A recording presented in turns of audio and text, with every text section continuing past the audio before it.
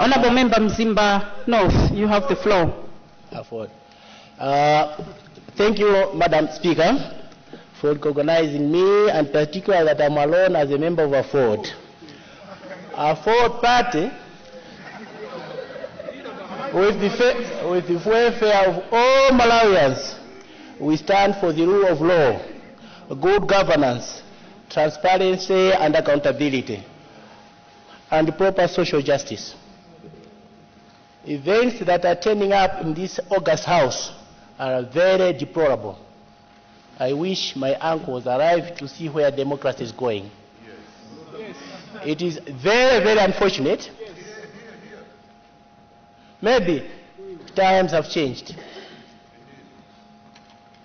In the history of Malawi, this is the first time the Lomwe are facing each other with the Chewa. But it is very regrettable. You must watch your weight. The Chewas here are in majority. Madam Speaker, in 1992, Honorable members, this is his maiden speech. He needs to be heard in silence, please. Honorable members. When Honorable Chihana landed at Chireka to fight one-party system, he was fighting for the liberation of all Malawians, regardless of the Chewa, Tumbuka, Lomwe, Ngoni. Our words which were echoing here are on real time. We should be very, very careful.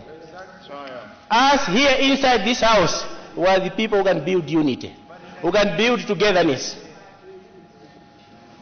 It is deplorable that my fellow people from the north, yes, you can be in cabinet, you know Peter, but I know Peter as a roommate of Chihana. Much more than you people in the front.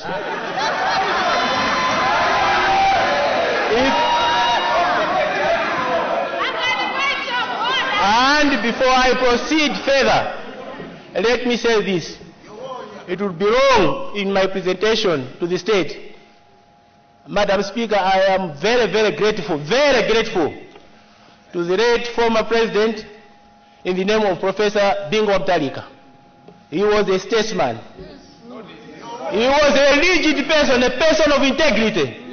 Some of you could not have found yourself in cabinet if it was Bingo Mtalika.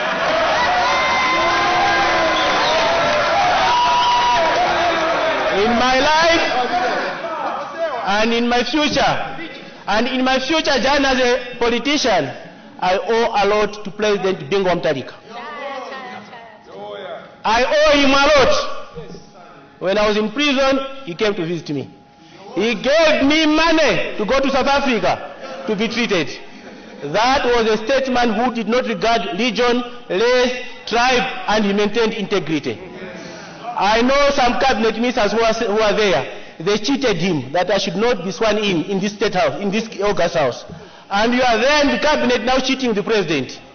Peter might be a very good leader of integrity, but you people in the front, you are liars. Malawi must move. We will not move with people of your caliber. My fellow people, you people from the north, it is unfortunate that you are laughing at everything. This is not your battle. This is the battle between the Lomwe and the Chewa. Let them fight. I will observe and see where the end that will be. Honorable Minister, Honorable Member from Mzimba North, it's his maiden speech, so you cannot interrupt him.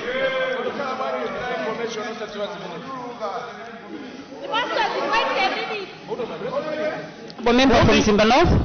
Moving to the State of the Nation address, as orchestrated by my uncle Peter Mtalika. Malawi is no longer the same today, 5 years, even yesterday. The whole world is more fluid and dynamic. Apart from technology and the digital evolution that is bringing everything into real time, we should be very careful what we are saying and what we are telling the people of Malawi. Madam Speaker, the statements that we make in this August House can either increase the tension or diffuse tension instantly. In this era, everything is real time. Last week, as we were listening to the sonar, I was even being congratulated for not sleeping. being awake. Even when people were away, when you were clapping, you were doing your choir, even the government side, it was irresponsible to speak like that in the presence of the state president.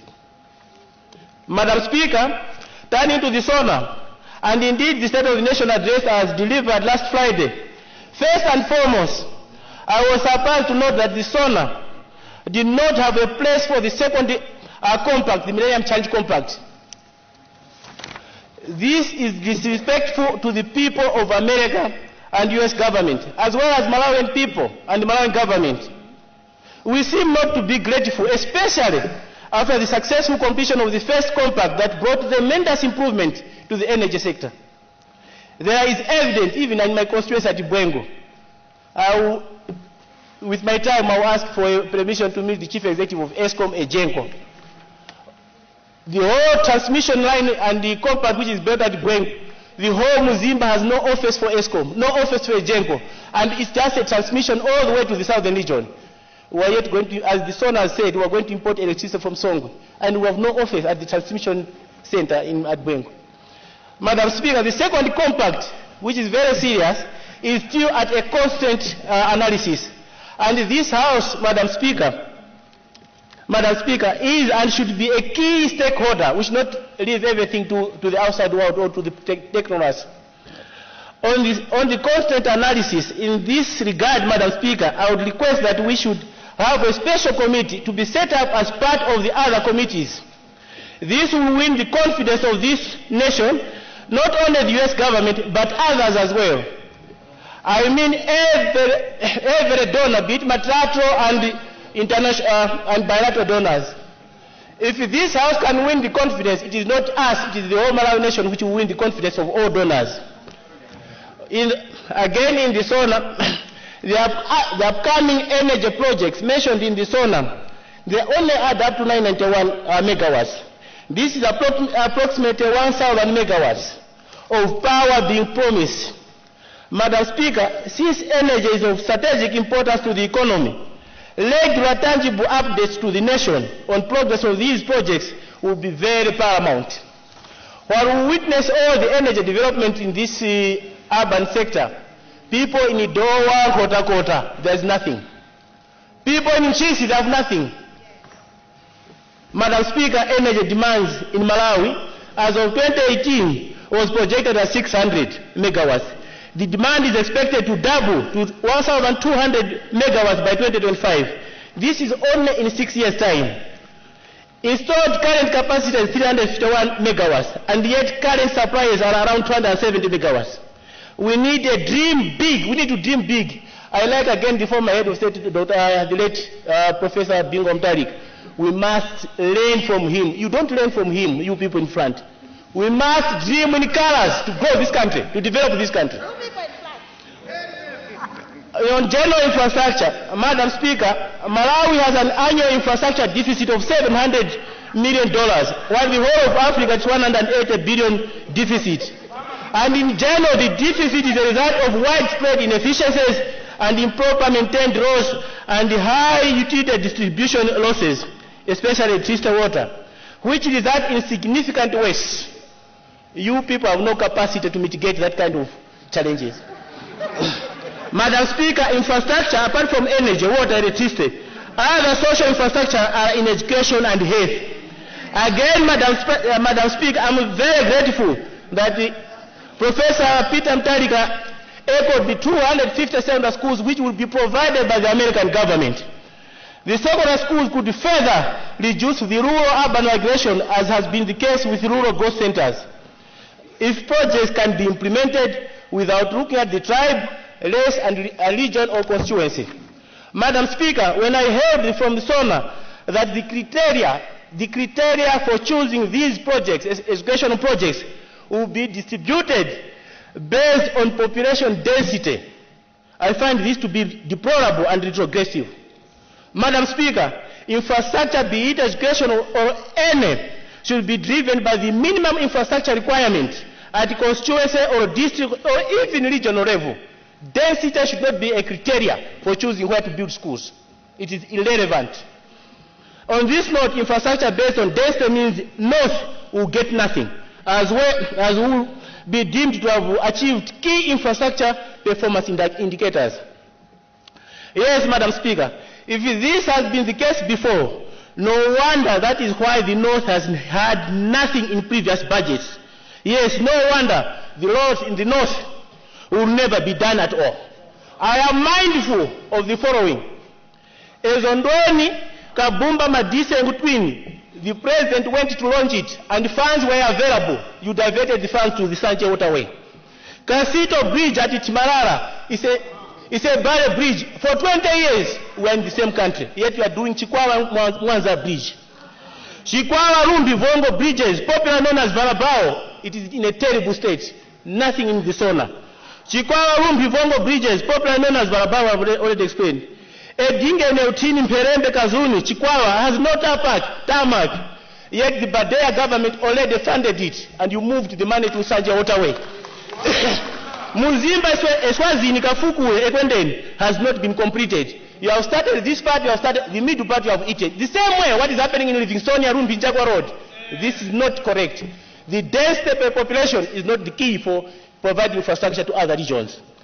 Nkatabe Usisya Mlowe, if you think you have completed the lecture road without Nkatabe from the hospital up to Mlowe via Usisya, it is not being done, it is never being mentioned. We need that road to complete the lecture development corridor.